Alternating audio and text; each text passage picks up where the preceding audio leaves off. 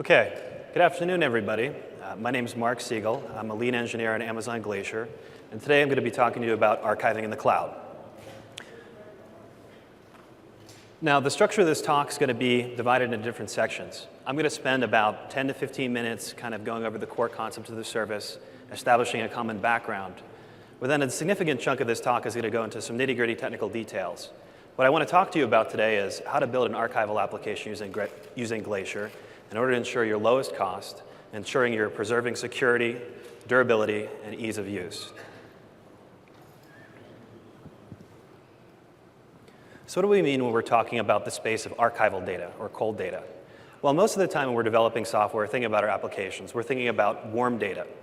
This is data that's currently in use. This is something your users are currently seeing. But there's a whole class of data out there that's very important to you, but that doesn't get accessed very often.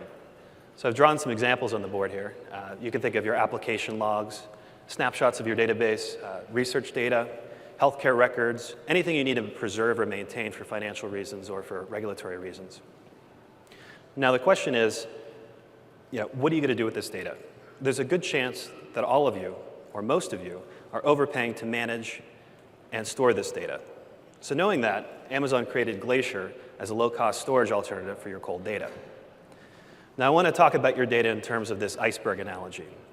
Kind of reiterating what I said before, you can think of the top part of the iceberg, the visible part, that top 10%, as being your warm data. This is the stuff you see often. That's the stuff you deal with. But the vast majority of data, kind of represented by what's below the ocean, is your cold data. Now, it's the overwhelming majority of that, and you're not going to access it very often. And what's more, there's some projections that say in about 10 years, you're going to have 50 times more data than you'll have today. Now, what are you going to do with this data? How are you going to store it? How are you going to manage it? Well, you want an archival application. You want a cold storage application. But let's talk about what you really need out of that kind of application. So first and foremost, you need something that's secure. Data that's stored in an archival application could be considered the crown jewels of your business. And having outside access to that or unauthorized access to that data could be absolutely catastrophic. So knowing this, we designed Amazon Glacier to be secure from the ground up.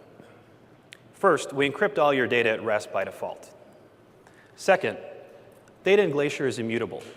Once data is stored in Glacier, it's impossible to overwrite it with random bits or to somehow corrupt that data. Another aspect that you have to worry about with security is, let's say you're storing a bunch of stuff on some hard drives or some tapes in your facility. How do you prevent somebody from walking in and walking away with one of those tapes or drives? These are all important considerations. Another important thing that Glacier enforces is integrity. So any set of bytes you choose to send us or any set of bytes you choose to download from us have strong checksum information that's enforced at upload time. This prevents tampering or malicious use or any kind of corruption that occurs in this data in transit. So another big concern is durability. This is archive data. This is archival application data. This may be the only copy of the data in the world, and you certainly don't want to lose it. So we thought back and we kind of learned from our experience in S3. And we designed Glacier to be as durable as possible. And what this amounts to is we provide the same 11 nines of durability that S3 has.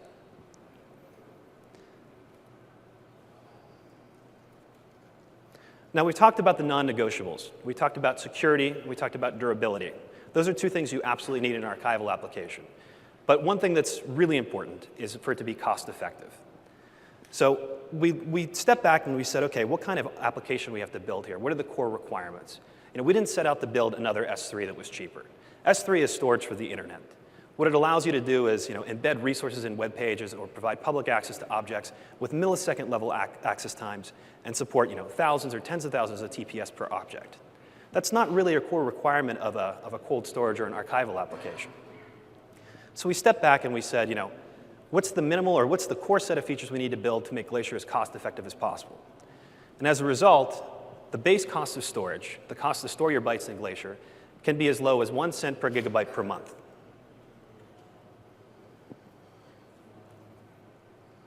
OK, so we've talked about kind of what you want out of an archival application.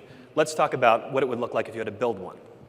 Well, fundamentally, Glacier is a primitive. It takes bytes, it stores them durably and securely and cost effectively, and it gives you back an identifier to those bytes. And those identifiers in our system are called archive IDs.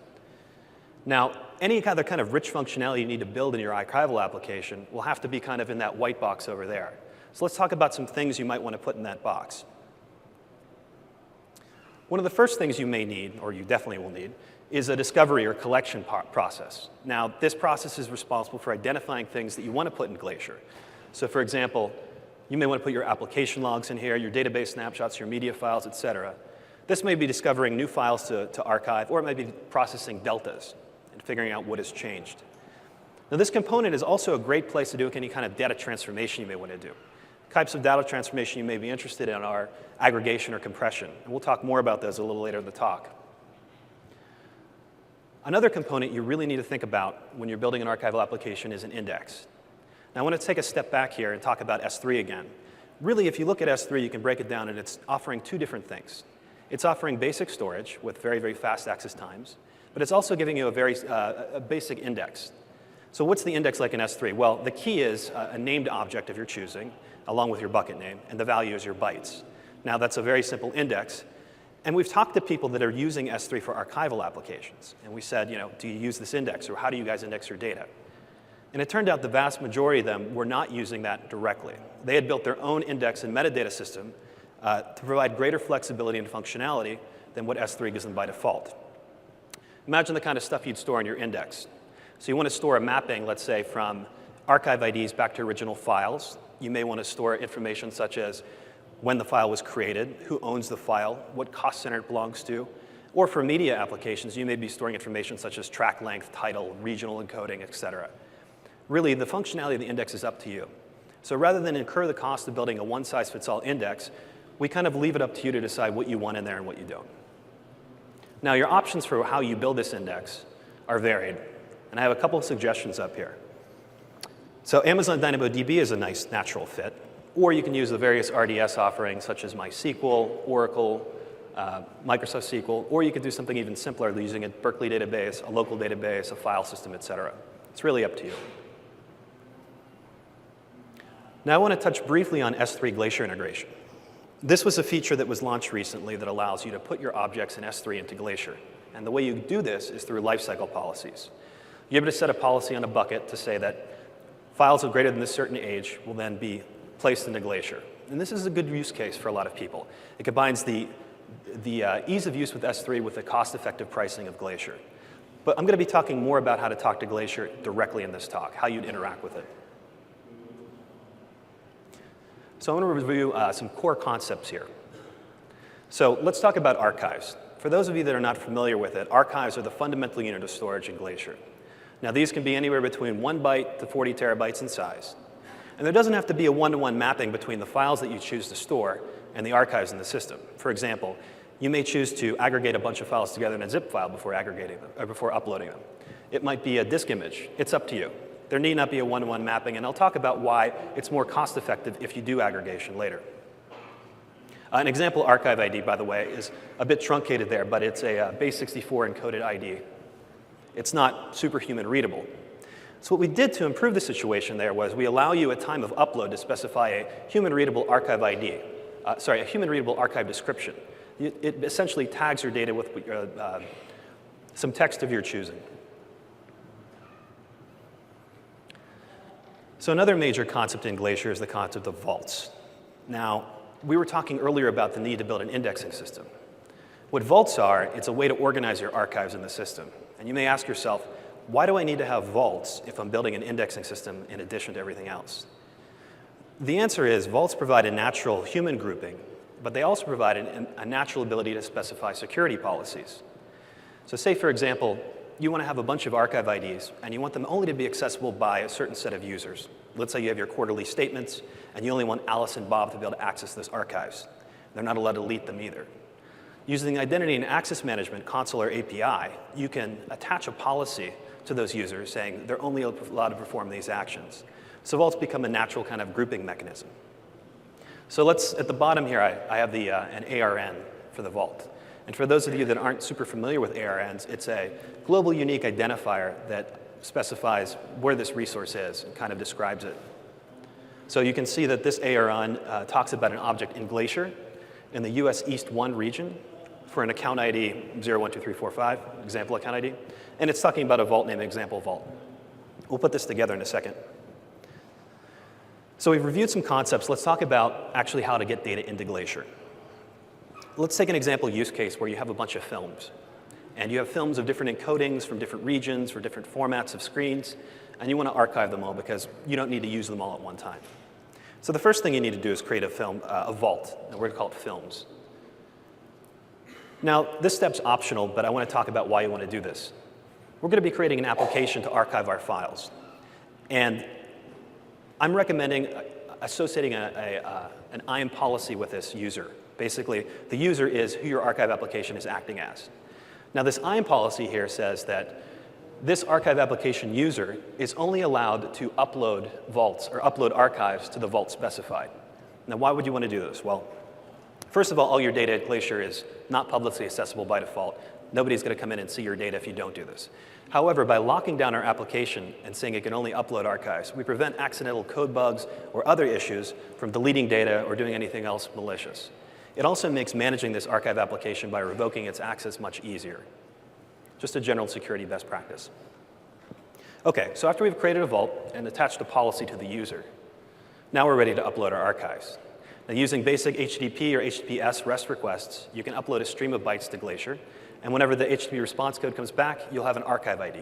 At this point, the data is stored securely and durably. And you want to save that archive ID for future retrieval. Let's talk about getting data out of Glacier. This is where we differ a lot from a lot of other services. So we talked to our customers, and we said, what would you be willing to give up for the lowest possible cost of storage? And we got a lot of different responses, but one really consistent message was customers were willing to sacrifice time to first access their data. So for example, if you want something out of S3, you get it out immediately. Customers were willing to wait hours or days. So when Glacier, when you want your data out, it's a two-step process. The first thing you do is you tell Glacier, hey, I want this archive ID back. Glacier returns a job ID. Now these jobs take between 3 to 5 hours to complete. And there's a couple ways to discover when your job is finished.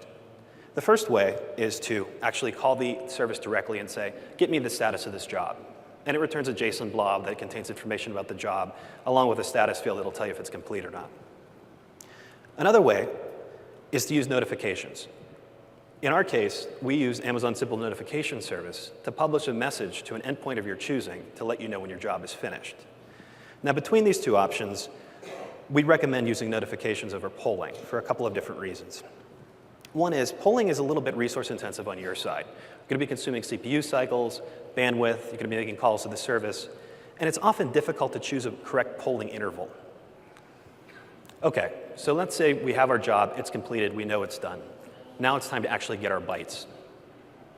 So we issue a download output or a get job output request to Glacier, we download our bytes, we have our archive back, and we're good to go. OK, so for the rest of this talk, we're going to get a lot more technical. I'm going to be talking about some very deep nitty-gritty stuff on how to actually use Glacier at a high scale with large objects, et cetera. If you want more introductory information, including discussion about pricing, please look at the Introduction to Glacier webinar linked off the Glacier homepage.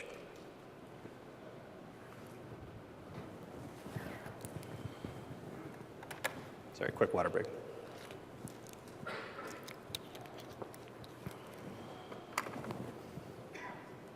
All right, so we're here to talk about cost. And one of the best ways you can reduce cost in a system like Glacier is through aggregation.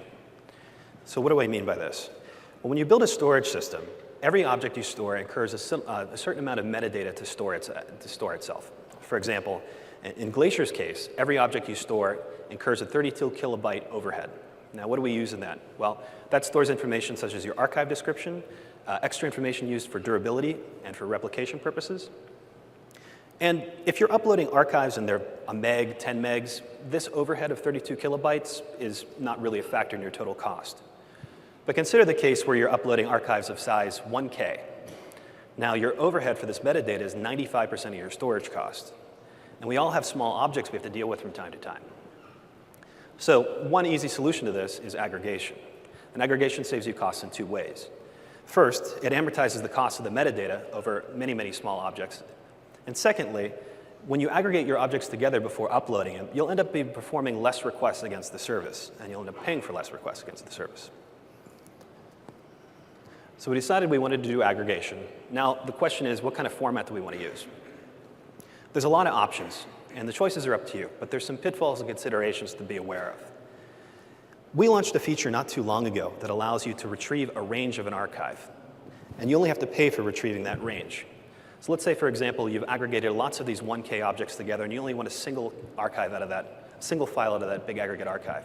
You don't want to have to pay to pull this entire thing down. You really want to just be able to pluck that file out, download it, and only pay for that.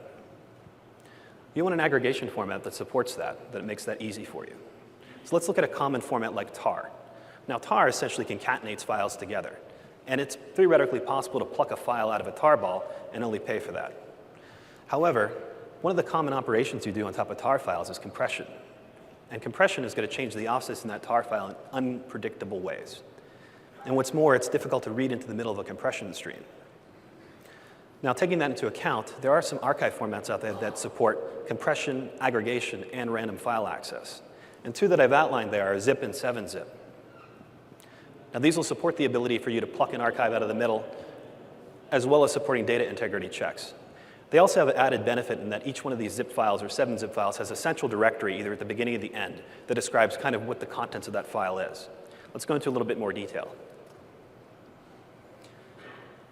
Before I touch on, give an example, I want to talk a little bit about integrity. Now, when you're downloading a file from Glacier, and you download an entire archive, we give you the checksum for that data. And you can check the bytes that you download versus that checksum to make sure nothing's been corrupted. One thing you're going to know is that when you're dealing with lots of data, is that at some point it's out to get you. There are a countless number of devices out there that could flip your bits randomly. And when you're transferring things over a network, there's no guarantee that the bytes you ask for are the same bytes that you get. So knowing this, we return checksums for all bulk data operations. But now when you're plucking single files out of archives, how do you handle this? Well, you have a couple of options. On your left, I have an approximation of what a zip file looks like, layout-wise. Now, every file in the zip file is preceded by a header that contains information about the checksum, the original file name, and some other information. At the bottom of the file, there's a central index or directory, and this contains pointers to those files. It stores the offsets of where they're located. On the other side of the screen, I have what might be an approximation of your local index. Now, in this local index, for every file I've stored in my aggregate, I have an offset. And in addition to that, I have the checksum and metadata. Now, let's talk about how you'd pluck file number 2 out of this aggregate archive using the application index. So the first thing we'd do is we'd go to our index, we'd look up file number 2, we'd find its offset, and then we'd issue a range request to Glacier. Now, this starts a job.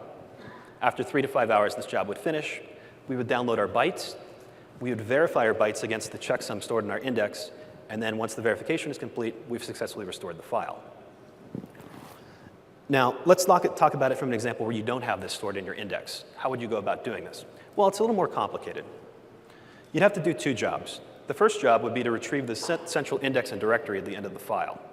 Once you've downloaded that, that's 3 to 5 hours later, once you've downloaded that, you can discover the offset for file number 2 and repeat the steps I talked about previously. Now, it seems really obvious that you would want to use your application index for this, so why the need to store all this extra information in this file to begin with? Well, think about it in cases where you don't have access to your index. If your index is unavailable, or it's become corrupt, or it's somehow otherwise not accessible to you, your data here is still self-describing. It's always possible to go back and look at your archives and discover everything that's stored in that aggregate. And for that reason, we recommend doing both. Let me walk through some sample code showing you how to actually do this with real zip files.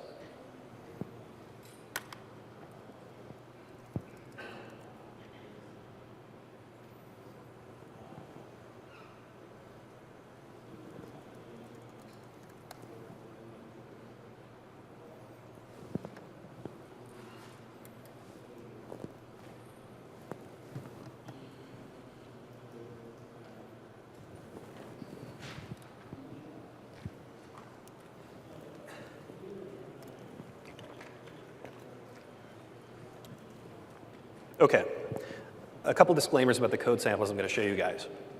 This is in production code. This code was written in order to ease readability. So a lot of the error checking that I would normally put in here and a lot of the logging has been removed just to make the code more concise. So this run example is the method that we're entering to kind of do this entire operation. And let me tell you what we're going to do. We're going to take we're going to take an existing zip file. I can try.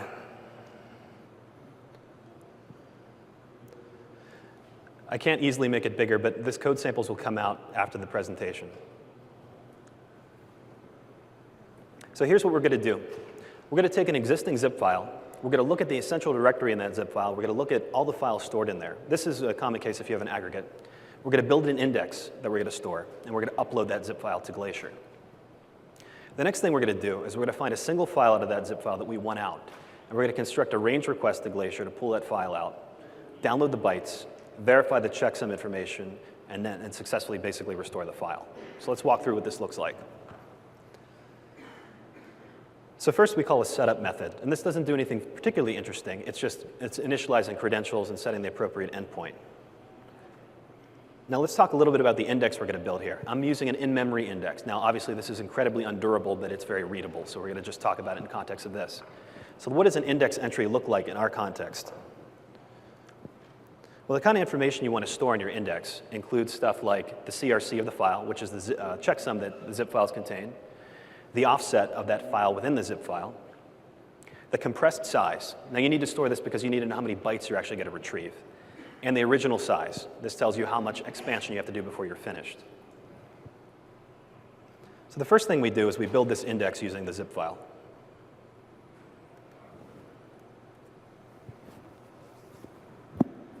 And we're using a Commons compressed library. Now, full disclosure, a lot of these zip libraries do not expose enough low-level offset information to really build an index. So I had to tweak the code a little bit to change member visibility, but ultimately the libraries remain unchanged. Now I loop through everything in the zip file here. And for every entry in the zip file, I capture its CRC, its offset, its compressed size, and its total size. And then I store this in an index entry. I close the zip file, and then I'm finished. OK, so now it's time to upload this archive. Let's look at this. Now we're using the AWS STG here. You can see we upload an archive in about 3 lines. It's super simple. We create this archive manager class, and we say, here's our credentials, and here's where you should go to. And then we say, upload this file, and we get back an archive ID. The archive transfer manager handles retries for you. It handles chunking. It makes it very convenient to upload files. So we get the archive ID back, and then we do our next step. So we have an aggregate file up in Glacier now. This is the common case. Now you need to get something back out of it. The first thing we do is we look in our index for this particular file we want to retrieve. And then we have to do something a little bit tricky here. So Glacier, when you do a range request in Glacier, we require that you align your requests on megabyte boundaries. Now, I'll talk more about why we do this and why it's important for checksumming later. But all this method does is basically adjust the range to make sure it's aligned on a megabyte. Let's look at actually downloading the file. Again, we're a 2-step process here. We initiate a job by passing a certain number of parameters to it, including the range of bytes we want to retrieve. We wait, we get a job ID, and we wait 3 to 5 hours. In this case, I'm just using a sleep, but in reality, you want to use notifications. Once the thing is completed, we get the output, and we download the bytes. We copy them to a destination stream, and we finished. Now we've gotten our file, but it contains some extra stuff at the beginning and possibly the end. So we need to trim it up, decompress it, and validate it. And that's the last step here.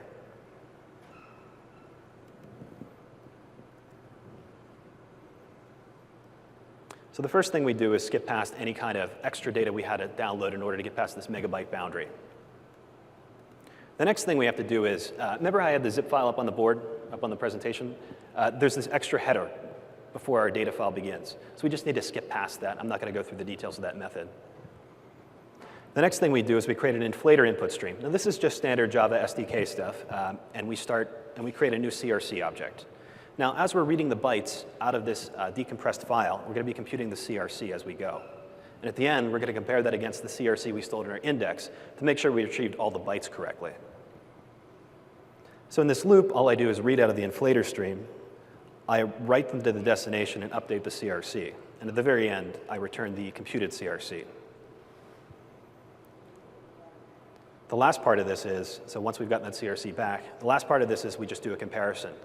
If the CRC we got back doesn't match the CRC we stored in our index, then we've had some exceptional case. It hasn't been transferred correctly. But otherwise, you've successfully plucked an archive out and restored it.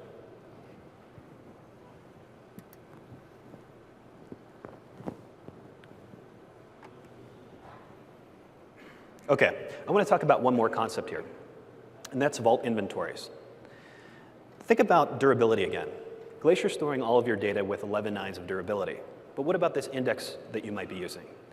Well, if that's on a single drive, on an instance somewhere, an RDS instance, or on a local box somewhere, there's a good chance the durability there is much lower. So what happens if you lose your index? How can you discover what you've stored in Glacier? Well, what vault inventories do is they provide a basic mechanism to describe what's contained in a vault. Now, these inventories are not updated in real time. They're updated about once a day, and your recent activity may not be reflected in here. When you think about what you're going to use an inventory for, there's really two cases. One is reconstructing your index in the case of a loss, or two, reconciling your index with what Glacier actually has. Let's walk through kind of what these inventories contain. So this is a JSON format. It's pretty simple. There's a header that has the vault ARN. Again, this is the global unique identifier saying what this vault is, where it lives, what account ID it belongs to. And it contains an approximate inventory creation date. This is when the creation of the inventory happened by Glacier's perspective. And it has a list of archives. For each archive we have here, we have the ID. We have the description you used whenever you uploaded the archive. That's the human readable part. The creation date from Glacier's perspective, the size, and the SHA-56 tree hash. And the SHA-56 tree hash is our checksum. Okay, so we've talked about indexing, we've talked about aggregation. Let's talk about how you move massive amounts of data in and out of the service. Now, if you're just moving archives, let's say of a few megs in and out of Glacier, then you're not going to encounter a lot of issues. It'll probably just work. But if you're trying to upload things of anything over 100 megabytes, or if your connection to Glacier is poor, then you're going to have some issues where things will fail. There's a lot of hops between, it's also a function of the number of hops between you and Glacier. At any one of these points, a connection could be dropped, a packet could be lost. In a sense, it really boils down to internet weather. The more data you're sending, the longer your connection's going to be open. And the longer the connection's going to be open, the more likely something is to fall down and basically interrupt that connection. So knowing this, we created two kind of techniques to get data in and out of Glacier. So let's talk first about uploading large amounts of data. Now, if you're familiar with S3, this shouldn't become a surprise to you. We have a very similar kind of interface for uploading a lot of data, and we call it multi-part upload. Our interface is a little bit different. It's a little bit simpler, and the way we do checksumming is a little bit different as well. So let's walk through that. So the first thing you need to do when you want to upload a large chunk of data to Glacier is you say, OK, Glacier, I'm going to upload a multi-part upload to you, and I'm going to use a part size of X. Now, these part sizes are usually multiples or have to be multiples of a megabyte. But more specifically, they can be 1 megabyte, 2 megabyte, 4 megabyte, 8, 16, 32, 64. And it'll become clear why those part sizes matter in a second. Once you've created that multi-part upload, you get an ID back, which you then can use to refer to that upload. The next thing you want to do is upload your parts. Now, you can upload your parts in any order. And if you have the CPU and network and I/O bandwidth, you can do this in parallel and really speed up the performance of your application. Now, since each one of these parts is smaller in size than your total archive, if one of them fails, the cost of retrying is much smaller. Now, once all the parts have been uploaded, you need to tell Glacier you're finished. So you call complete multi-part upload. You need to pass in the checksum for that complete archive, and then Glacier will give you back an archive ID. At this point, your upload's completed, it's durably stored in Glacier, and it's time to move on. So I want to talk a little bit about the way we compute checksums in Glacier, because it really differs from a lot of other services out there, and it kind of makes us unique. So let's take an example where you want to upload a multi-part object of 6.5 megabytes. On your left, we have a 4 megabyte part, and on your right, we have a 2.5 megabyte part. So our part size here is going to be 4 megabytes, and every part you upload has to be 4 megs, except for the last part, which can be a little smaller. So how do we compute a checksum for this? Well, we look at each 1 megabyte chunk of that 4 megabyte part, and we compute a SHA-56 hash, just a regular SHA-56 hash. You can see those bubbles right above those purple boxes. Now, in order to compute the hash for the entire object, what we do is we take these pairs of SHA-56 hashes, we concatenate them together, and then you SHA-56 that again.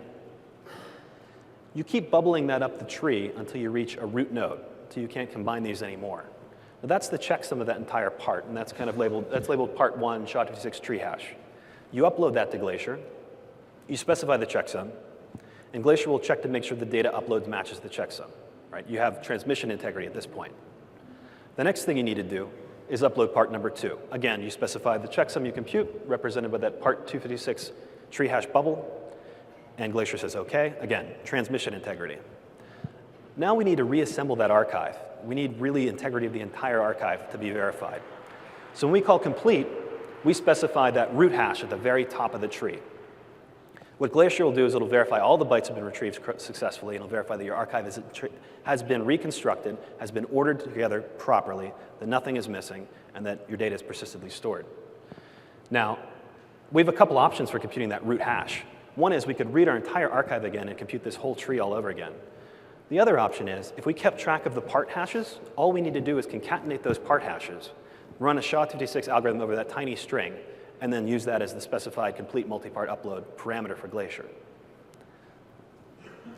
So let's walk through sending a large amount of data to Glacier.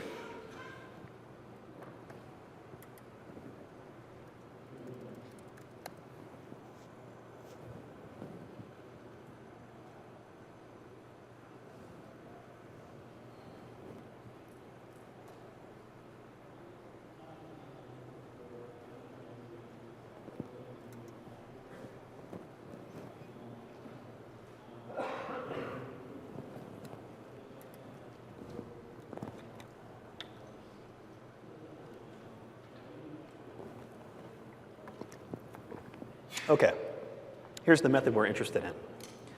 Again, we call setup, which initializes our credentials and the endpoint. And the first thing we do is we do something very similar to what that slide showed, where we initiate a multi-part upload. So let's look at this method. It's, again, very simple. Using the AWS provided SDK, it's basically a couple of lines where you say, I want to initiate a multi-part upload for a given vault, for a given description, and for a specific part size. You make the request, and then you get an upload ID back. So we have the upload ID here now. The next thing we want to do is upload the actual parts. So let's look at what that does. Now we open a couple files here, open an input stream to actually start reading the source file. Then we create a list of all the checksums for these parts.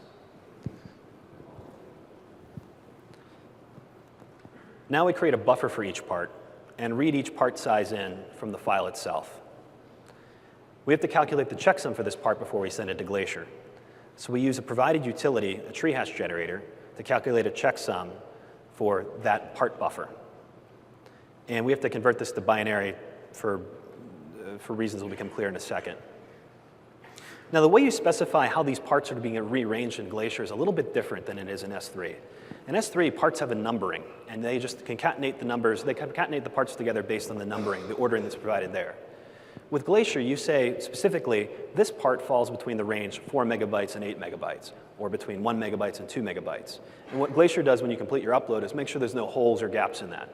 So we're calculating the content range based on where we should be.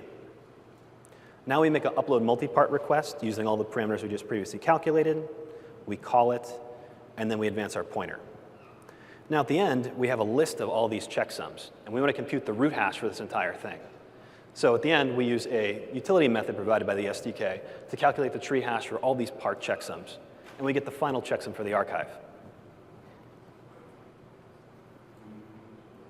At this point, we can complete the multi-part upload. We specify all the parameters, including the checksum, and we get the archive ID back.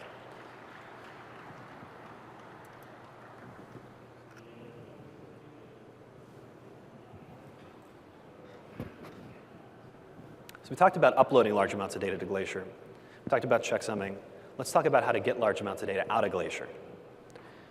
So again, when you're dealing with, Glacier is a two-step process. You retrieve your archive, and then you download it. I'm talking about the point where you're downloading the data. Now again, if you're downloading things of any size, over 100 megs, you want to be using the range get API. If you're familiar with the HTTP spec, it follows that pretty much to the letter. So you can ask for a partial range of an object. For example, let's say you have a 100 megabyte object stored in Glacier, staged in Glacier, ready for download. You can ask for the first 16 megabytes, the next 16 megabytes, and so on and so forth. But once you download all of these bytes, again, you have the issue of verifying the integrity of this data. So let's talk a little bit more how you do that. So we have another tree, similar to the one before. And I want to talk a little bit about the concept of tree hash alignment versus non-tree hash alignment. So if you look at this green box, it's basically it's boxing out two 1 megabyte chunks. And if you see how those chunks bubble up into that tree, it corresponds to a node. Now, anytime you ask for a range of data from Glacier, and if that range of data corresponds to a node in this tree, we give you a checksum on that data. This allows you to verify the integrity of the data once you've downloaded it. Now, in contrast, if you look at the red square, that is also a 2 megabyte chunk. But if you look at the way it bubbles up the tree, there's no node that really corresponds to just those 2 chunks. We can't provide a checksum in that case. So when you're downloading stuff from a range, you really want to use these tree hash aligned offsets. So some examples would be, you could download every 1 megabyte. You could download every 2 megabytes. You could download every 4, 8, 16, 64, et cetera.